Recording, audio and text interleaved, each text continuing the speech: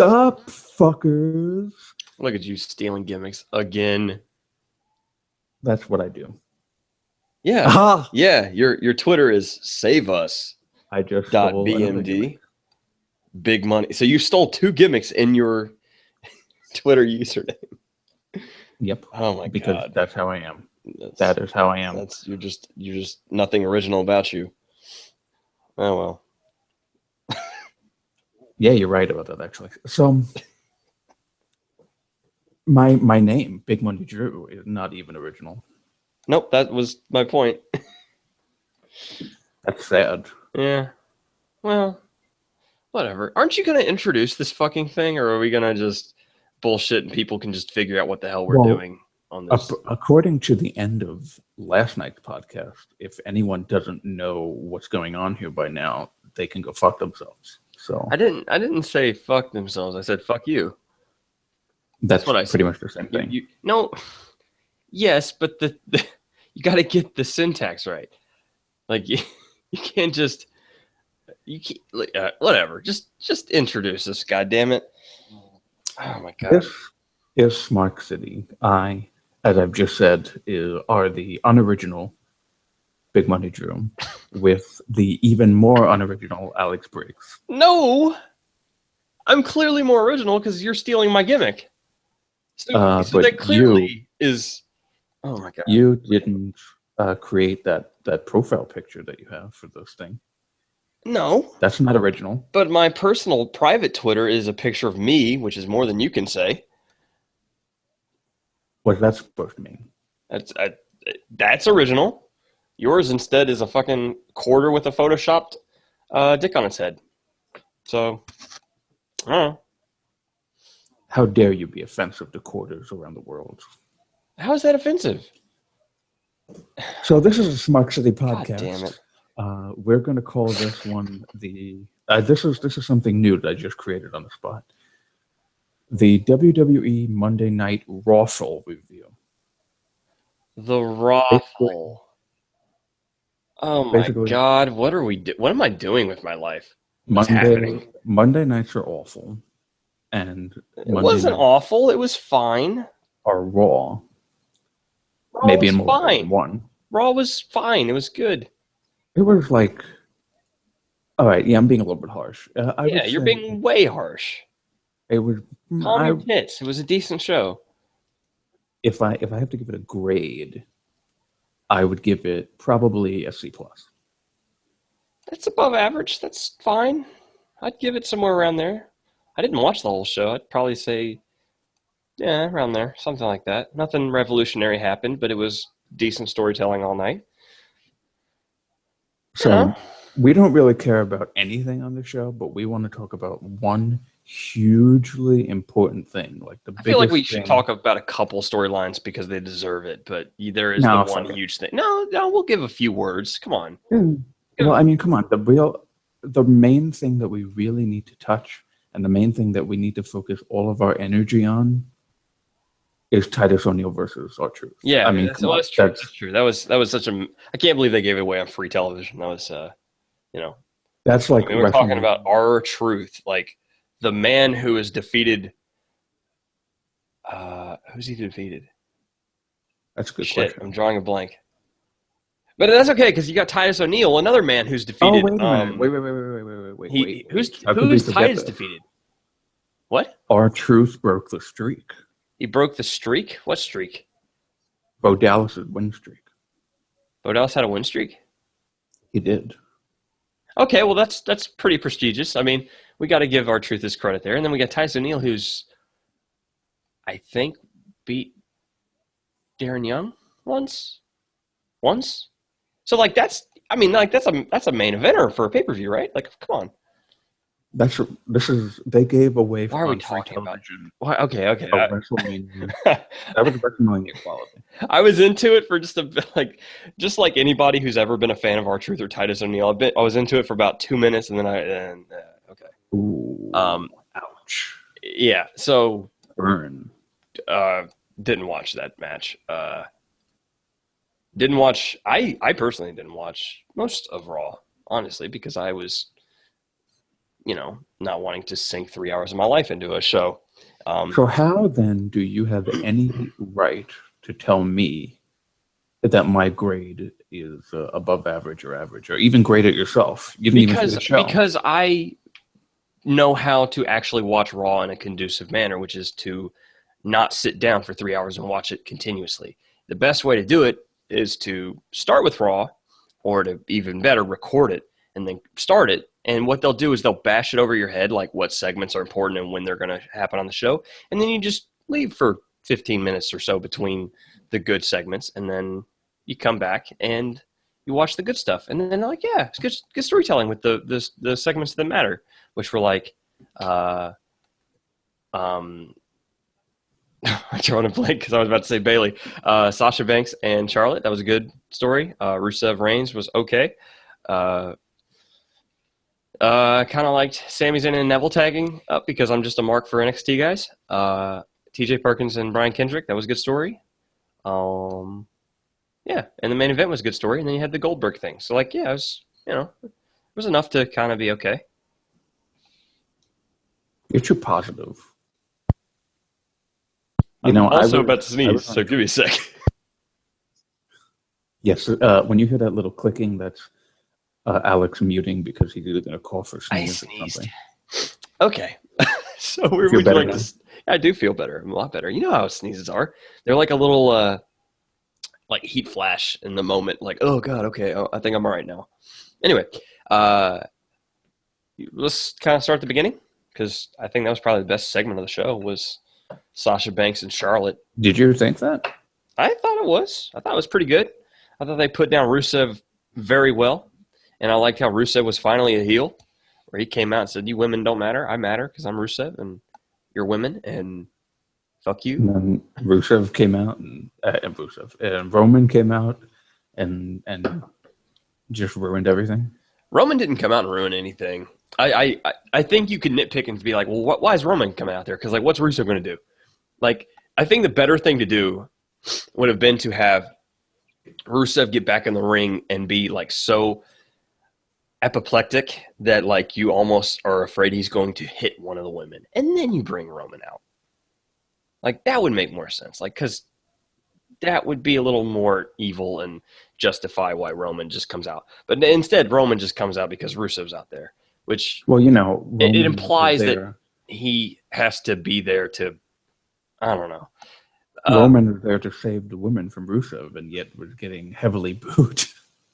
Well, that's what happened. Yeah, because, like, I mean, I had that one split-second reaction of, as a Smark, to be like, Rusev comes out, and I'm like, okay, this is going to be good, but then Roman's going to come out, and I'm going to hate it. And sure enough, Roman comes out, and I'm like, and yeah, they're just basically trying to get him cheered because he's with Sasha Banks. And there was that little split second of negativity, and I was like, you know what? It's a good story, though, and it's fun, so I'm cool with it. And so then, yeah, I mean, I liked that. I liked how Sasha and Charlotte stood up to each other, and then Rusev comes out, and they just flay him, and then they both hit him with a drop kick, which is great, because, like, when was the last time you saw a woman get over on a man? And then Rusev and Charlotte team up later on. Yeah, well, yeah, but don't expect everything to make sense on WWE. Come on. Nothing. I think, it's what it is. What they should have done was they should have teased, or not teased, but they should have shown more dissension between Charlotte and Rusev and more displeasure for each of them to be tagging up with each other, and that leading more towards the loss than anything. I think that would have been smarter. But all in all, it was a good segment that really kind of put the women over, which is a good thing because usually you have those kind of segments to put over a man, and it did a little bit with Roman, but it was mainly about, let's show the women like they're going to be the main event of this pay-per-view. Let's put them against guys who have main evented pay-per-views before, and let's watch them stand up every bit as much as the others do. You know what I mean? So I thought it was good. Well, we have the announcement of a first ever women's Hell in a Cell match. Sasha Banks is going to kill herself. Yes. Yes, she is. I mean, I'm going to beg that she doesn't get hurt. I'm going to pray to any god that I can find. And, yeah. Yeah, Goldie said that she loved how Sasha put Roman in his place too. She kind of did. She kind of did. Like backstage, he's like, yeah, talking to her, and he's like, excuse you, I know what I'm getting into. I don't need you to spell it out for me like I'm blind. They're just adorable together, though. I know that I was saying it in our Twitter DMs that we talk about on every fucking show, it seems like, where I was like, man, like, Sasha needs to be out there showing him how to do the hip thing she does, or like putting her glasses on him or something, because that would make Roman more human and more like, oh, he is a goofball. That's cool. Instead of just, I'm Roman Reigns. I got long hair and I like to hit people. And in real life, he actually is a goofball. Yeah, he is, because you've seen him on like the Xavier Woods' YouTube channel, and he's funny and silly and a really human being. Well, this is what happens when Vince gets a hold of everything. Yeah, I think that's also like, and this is segueing brilliantly. I think Vince still lives in kind of the 90s where you have these big old badasses who come out, kick ass in 2 minutes and then leave. And that got over super well in the past. And I don't know if that would get over anymore. And say, hey, I know a guy that was on this show or mentioned on the show that was exactly like that, named Bill Goldberg. Bill Goldberg is coming to Raw next week. Now, WWE has not officially tweeted this out well, actually, they mentioned it in the main event, but, that just like, 2 weeks ago, there was supposed to be a cruiserweight title match, and there wasn't a cruiserweight title match. This week, there was supposed to be a tag title match between New Day and Sheamus and Cesaro. There wasn't a tag title match between Sheamus and Cesaro and New Day. So, that could be something that Bill Goldberg just took upon himself to tweet out, and we're all going crazy over it, and then nothing actually happens. That'd be funny. So that would be funny. I do want to say one more thing about Roman and Sasha before we totally leave it, because Goldie said something about in the chat where she said hip swing Roman would be wonderful. I was thinking, just like when I read that, I was like, oh, and think of the tag abilities they would have. Like he throws her in the air, she does her double knees to the person. Yeah. That would be amazing. Like, there's a lot of cool stuff they could do, especially because he could just literally throw her like Cass throws Enzo. That would be fun. Anyway. Well, actually, and one more thing I also want to mention now that I just reminded myself. The spear at the end of that match. Oh, yeah. The spear was amazing. I tweeted this, at the Smark City Twitter account. That's probably the coolest spear that Roman has done since the one where Bray pointed to the sky and it just like aligned perfectly with him spearing that Sheamus. One where Bray is like pinning somebody and then the other guy comes in the ring to try to break it up and he just no look points a finger gun at that dude and here comes Roman out of the screen. Boom! It was such a great spear too. But yeah, today he leapt over Sasha as she had Charlotte in the bank statement, and it was cool. And he like leapt like Superman, and then just something about how his arms hit Rusev was really cool too. It was a badass spear. Yeah, it was just like flying, and then bam! It was cool. I liked it. Good match. All of them are stars. Like all of them are wonderful. They just need to be promoted and stuff, and given time, and given stuff that's entertaining like today. What do you think of Rusev's new little facial hair thingy? I didn't even notice he had new facial hair. Does he? Are you fucking kidding me? No, I never noticed stuff like that. It's literally like completely different from last week. What does his normal facial hair look like? I don't even know. It's a goatee. Oh, he has like the Roman goatee too? He had the Roman goatee. Okay, so does he have like a beard now? What? Now he's got, like chin strap to the chin, and then it's like cut off in like a Wolverine style. And he has just took like a trimmer and trimmed the mustache. Okay. It's a little weird looking. That's not, I don't care. He can have a great beard. I don't care. I think as a heel, you want to have a weird looking beard, something that's a little weird and stands out. And the Yeah, I fact that think I it's a never little noticed, different. kind of, that's whatever. That's probably not a good thing since you didn't notice it. But I don't think it's a good or bad thing. I think it's just you notice or you don't. I'm trying to look up photos of him tonight because I don't even notice. I didn't even notice at all. So, you're oh, I sad. see it now. Okay. Looks fine. It doesn't look revolutionary. Just looks like Rusev. Sorry, I guess that's not the that's not the answer you were looking for. No, I was just asking you. Yeah, I never noticed, man. I was oblivious to that. Guess I'm glad you pointed out. So now that I know. Anyway, Right. back Moving to on. that Goldberg thing that happened. Yeah. I've watched. Paul Heyman, man. Yeah, I've watched Goldberg matches before. Drew has not. I sent him a YouTube video of one tonight just so he could kind of get an idea of how WCW Goldberg worked. Okay, so before I get to my opinion of everything tonight, because mine is skewed by the past with him, you tell me what you thought About about the Goldberg, about thing? Heyman's segment, everything. Well, Tell me I about mean, the Heyman segment first. I mean, well, it's not a secret that I'm really not that much into Paul Heyman anymore, or Brock for that matter. His promo was fine. It kind of had a little bit more fire than recent promos, so I'll give him that. But I was really just waiting for Goldberg to just come out and spear the shit out of him, which hopefully we'll see next week. You might.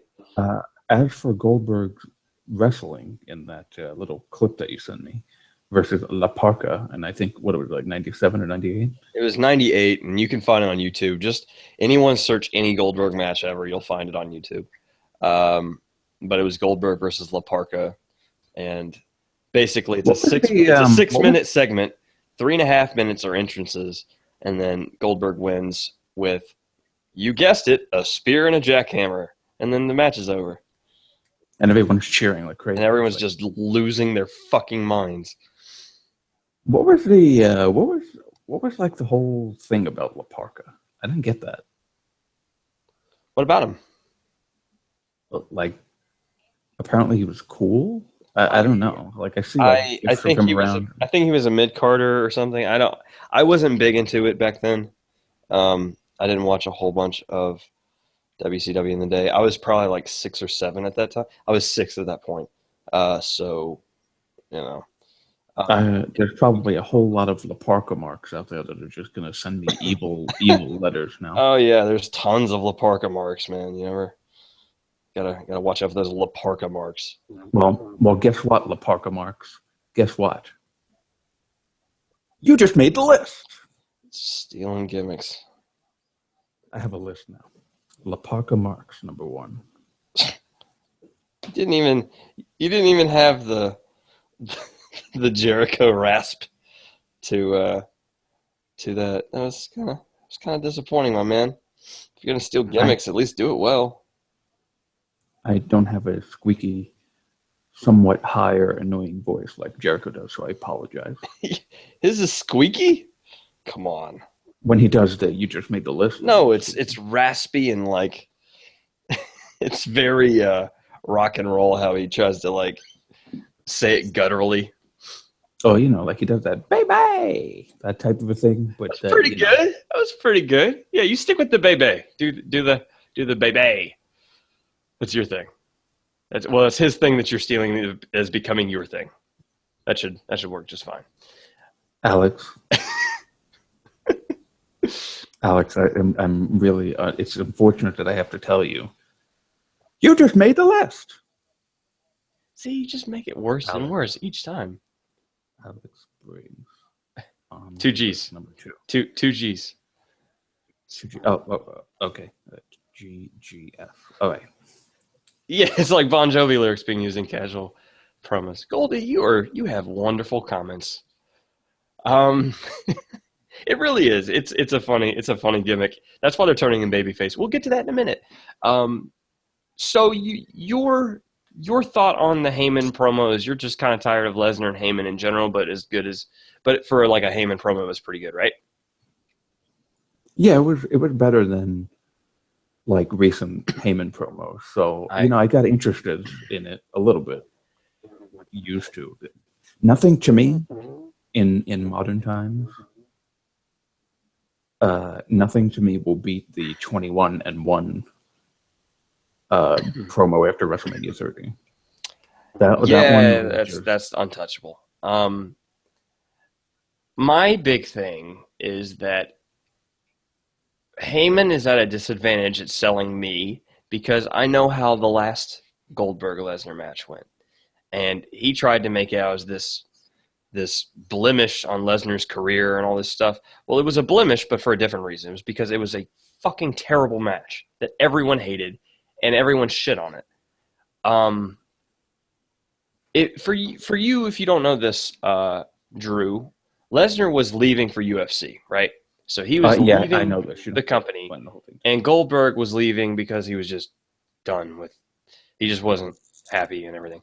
So hey, Brock, how'd that football career go, buddy? How'd the football career go? Anyway, first off, apparently it went pretty well for a guy who's never played football. They were like, yeah, if you stick around, like you may actually make the team. And he's like, fuck that, I'll just go fight people.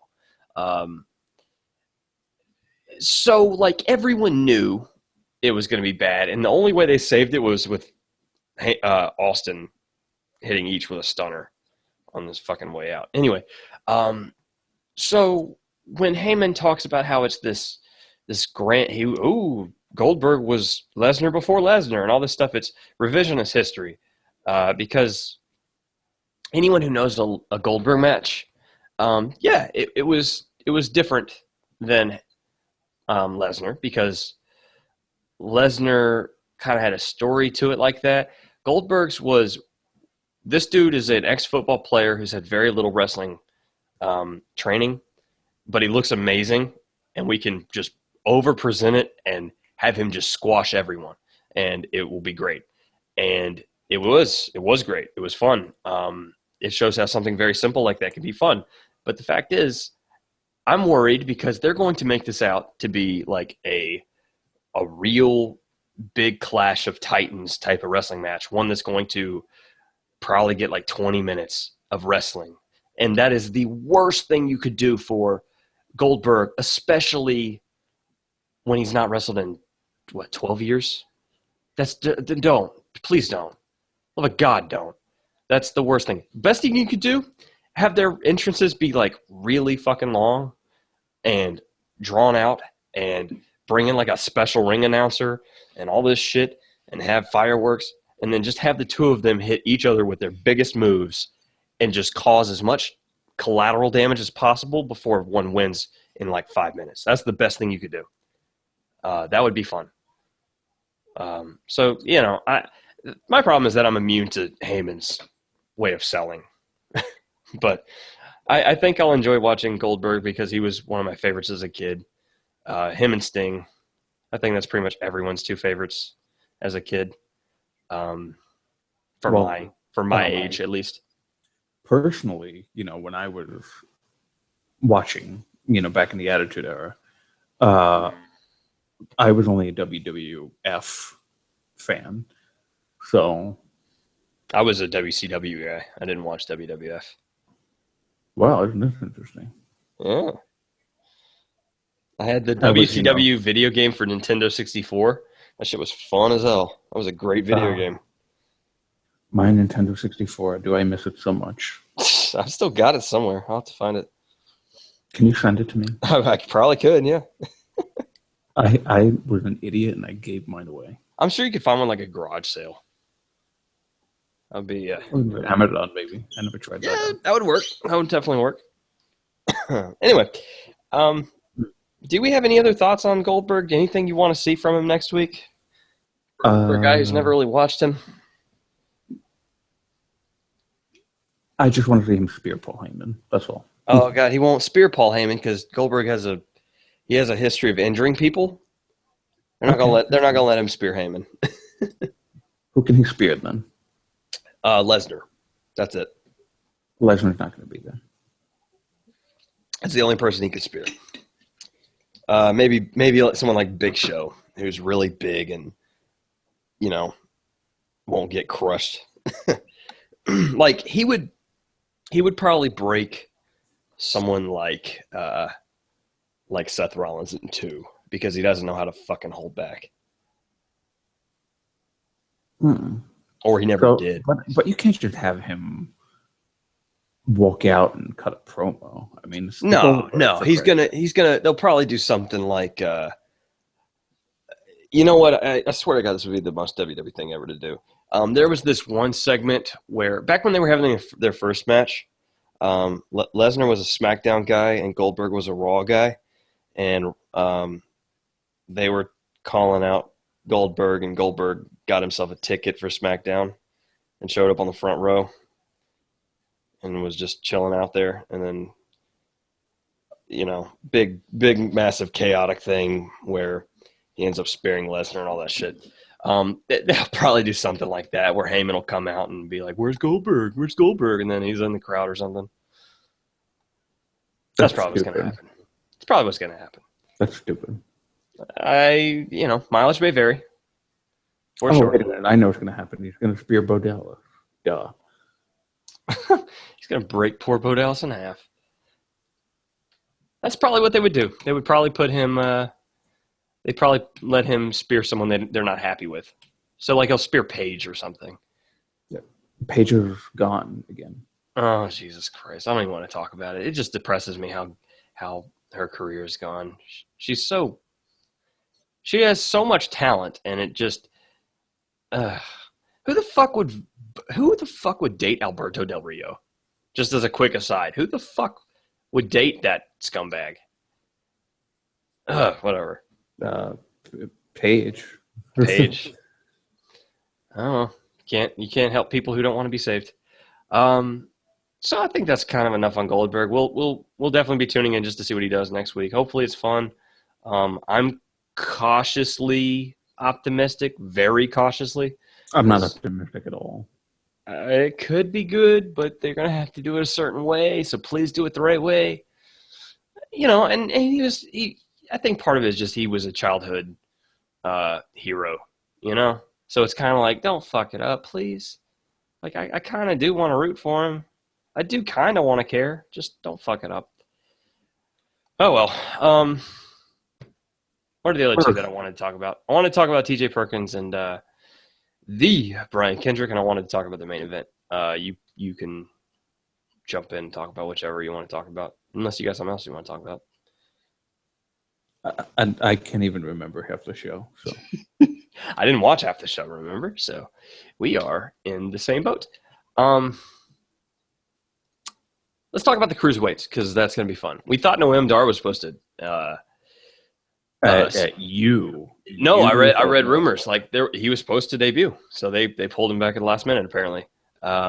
So look for him. But remember what I said. Look for him next week. What I said. What'd you say? You can't spell Davari shut without up! Dar. You're the worst. Stop. Don't. Stop. I did already. Damn it. Anyway, I say anyway a lot because you just take this to crazy places. So TJ Perkins had a match with Davari because, quick aside, if you're in wrestling and you are or look Middle Eastern, you are a heel and you will be given an Arab gimmick. That's the only way that works. So we're already doing that. Well, yes, but I'm just saying that's the only gimmick you get. If you look that way, that's the only thing you're able to do in wrestling is be a heel who gets chanted USA at. So, yeah, TJ Perkins beat him. That was cool. One of the big things about this match is I just want to say I really like the Kendrick Perkins story. It's fun. It's great because Kendrick is just like all of us have shitty backgrounds. Why is Perkins so fucking special? And then Cole was like, this is the heart you're going to have to deal with. He's like, I have heart. I was out of the fucking WWE for 7 years, and you're saying that, like, it makes sense. Like, it's compelling on both sides. That's what's really good. What bothered me was about this match was fucking Michael Cole kept cutting off Brian Kendrick.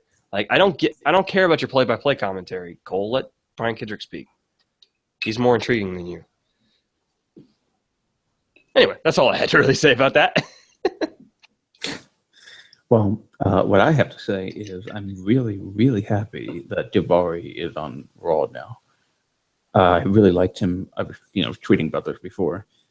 He was a very early favorite of mine in the CWC, and then fucking lost the first match with that Ho Loon guy who was just awful, and who actually he's in NXT now, isn't he? Who? Ho Lun? Yeah, I don't think so. I think he was tagging with somebody. I think he was just around because of the CWC guys that were there for tapings. Was Daivari really that early? Is Daivari the guy that was wearing like the black leather, not leather, but like black shirt? Maybe. Or was that a different guy? I think that was a different guy because he was facing Lindsay Dorado. Oh, so no. Let me go look at the Cruiserweight Classic matches.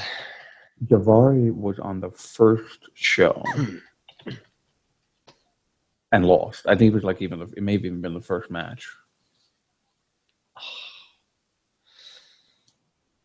And it was unfortunate because a lot of people, our friends over at Matman Podcast, also, Andrew Zarian, he also was like, fuck Ho Loon. Because he just looked so bad on that. Well, Ho Loon was definitely the worst, but they wanted a guy from China, and it is a nice story. So I don't know. No, it was Mustafa Ali. That's the guy I was thinking of. Sorry. He faced Lindsay Dorado? Yeah. You liked him. He was the one. You remember that Spanish fly from the top rope? Yeah, I remember him. That was him. They did that flip together. Nice to see Mr. Dorado also on Raw tonight. Yeah, Dorado's been on a couple times. He's really good. I knew he was going to be on. I knew Grim. First off, when I was writing that series on the Cruiserweight contenders and all that stuff before the site went down and we got the new site and all that shit, I was doing a lot of research on these guys, and I knew Lindsay Dorado was going to be big. I knew Gran Metalik had a lot of friends in WWE. He's probably going to stick around. I knew those were kind of the two foreign guys that were probably looking pretty for WWE contracts. So, if they want a pretty heel, they got to get that French guy. Pretty heel. What's his name? Uber. Ugh. You know who I'm talking about, right? I know who you're talking about. Was Clement Petrol, or whatever his name was. Yeah, that guy. That's what it sounded like. Anyway. Come on, that guy was pretty. You got to admit it. No, he's not. I would never describe any guys. Well, I wouldn't describe wrestlers as pretty. Male wrestlers as pretty. Because they're not. They're not. They're fake fighting. Roman's pretty. No, he's not. This is such a weird conversation. You're shameful. Shameful thing. Lobster head. Suck a lemon and wind up dead. I'm pretty sure that's not how. Too many limes. It's not lobster head either. I'm just making up lyrics. These words are true. And let's talk about the fucking main event already. Okay. So the main event tonight, which was it's turning into a compelling story for Raw, which is nice because they needed one. This Jericho KO tension that's growing, where they say they're best friends and they both kind of sort of are acting not as best friends independently, where tonight and last week KO walks away from Jericho taking a finisher and shit, and then Jericho having that cryptic moment with Stephanie backstage, and then KO comes up and was like, "What's all that about?" And he's like, "Friendship." And then he passed the belt. You know, they're growing some tension there, and when you talk about that tension that's growing, I think they say Jericho's run in WWE's coming to an end here, and then he'll take a couple months off and then probably come back. But with that, and with the list of Jericho taking off and people popping for that, seems like we got a babyface Jericho turn on our hands here, and which sounds bad. That sounds fun, because he's going to feud strictly with KO. And KO Jericho feuding, yes, please. That sounds amazing. Let's do that. Yeah, but it just doesn't make sense to me. Like, how does Jericho become a face from this? Well, he stops wearing the scarves, for one. He starts switching the list of Jericho. Instead of putting heel or baby faces on it, he starts putting heels on it. And and the crux of it is the thing that's going to turn him babyface against KO is to say, KO, you're using me. Like, I am your friend to a point, but you're just using me, and that's not cool. And I think people can sympathize with that. I don't know. That's a very natural babyface turn. I'm not sure why you have a problem with it. This version of Jericho just works so well for me that I already get pissed off when he wins when he shouldn't, and I feel like if he's babyface, it'll just make it worse for me. So I would actually rather him stay the way. Well, that's the thing, is I don't think he's going to be around long enough to get wins over people he shouldn't get wins over. It's just going to be putting KO over and then getting out of here for a little bit. I don't think he would change much. I think it would just be the crowd's popping for me already. Align me as babyface against KO, who's a scumbag. KO's the bigger scumbag. Jericho keeps doing the same stuff he's been doing. Sounds like it works. I guess the list would be a good face thing. Oh yeah, the list would not go anywhere. It would be babyface. Come on, man. He would walk out when Bo Dallas is doing his crazy thing. He's like, "You just made the list," and then that'd be great. There's no way that you did that better than me. I totally did. You squeaked. You were like, "You just made a list." Yeah, that's what he did. Like Mickey Mouse. Mickey Drew. That's what you are. You're Mickey Drew. The big MD. Don't make me put you on the list twice. See, you just got to steal gimmicks. Stealing gimmicks. Anyway, I'm happy with Raw tonight. I'm happy with the main event scene. I'm happy with the women's scene. I'm happy with the cruiserweights. And I'm okay with the U.S. title scene. The problem with Raw is that you have 3 hours. And those 4 segments alone maybe take up an hour. So you have to pick your places. You gotta fight. You gotta pick your places to have battles with Raw. You can't sit down and watch the whole show. Otherwise, you get swarmed with mediocrity. Like R-Truth versus Titus O'Neil. We never did talk about that much. No, we're not gonna. We're not gonna. We're not gonna. I mean, you can. I'll leave. Do we want to talk about the... Oh, wait, there was a basketball reference you wanted to mention. Oh, yeah, the Braun Strowman beat those 2 guys named the Splash Brothers. You wouldn't get that because Drew doesn't like sports except for baseball, and I like all sports. The Splash Brothers, Drew, are Steph Curry and Klay Thompson, 2 basketball players who play for the Golden State Warriors. The Golden State Warriors are located in Oakland, which was where the show was tonight. So basically, Strowman beating the Splash Brothers is a heel thing for the Bay Area.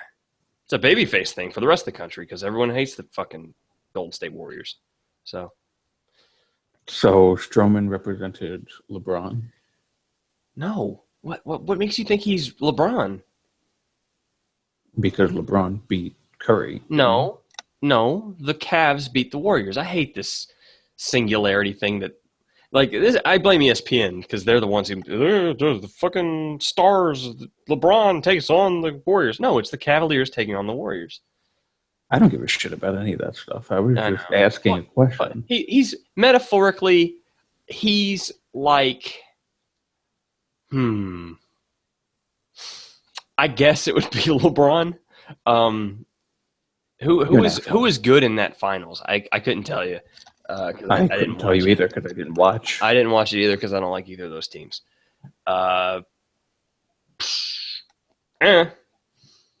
Basic. Okay, so let me put it this way.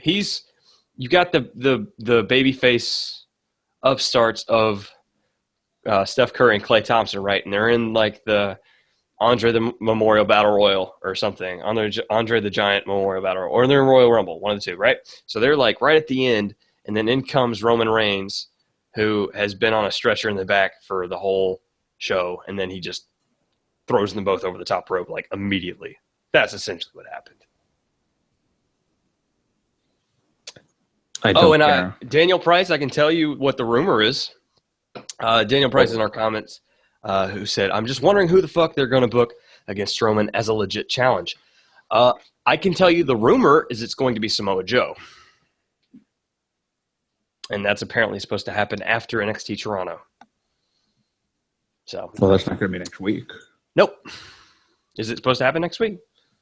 Well, he said something about Strowman said something about there being, whatever happens if he doesn't get a legit opponent next week is on Mick Foley's hands. Oh yeah, I'm sure what'll happen is they'll have that moment of Mick doesn't give him what he wants because it's the principle of the thing, and then Strowman does something bad, so then he starts giving him a little bit better competition, and they still drag it out for another month or two before Samoa Joe shows up. Anyway, that's the rumor. Oh, right. Didn't I say yesterday that the current field in NXT would probably not survive if Joe and Nakamura left? Yeah, you said that yesterday. I still think that. You still think it? I think they'd be fine. It's not supposed to be a major league show. It's fine. People who are watching NXT are watching for... They're a different crowd than the casual audience. And I'll tell you this, the rumor I've heard about on WrestleMania match for Brock Lesnar is not Joe. It's actually fucking Shane McMahon. Because that's a thing. And they make Kenta an NXT lifer. I would enjoy that. I'm cool with that. He definitely needs a Finn Balor-esque run at top of the NXT because he said Kenta Hideo Itami. I'm not paying attention to the chat. Yeah, sorry.